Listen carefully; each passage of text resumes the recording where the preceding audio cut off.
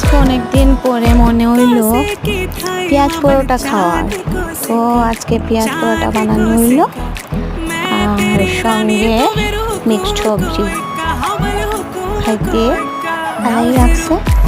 কিন্তু গরমের মধ্যে কিচ্ছু ভালো লাগে না, এত গরম।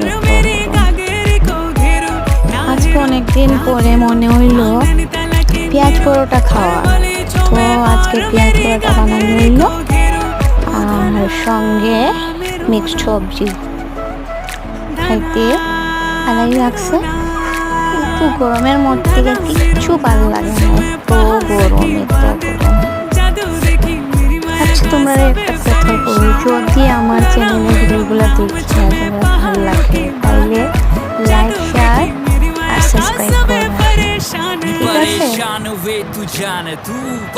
ঠিক আছে, আমার ভিডিও দেখিয়ে যান।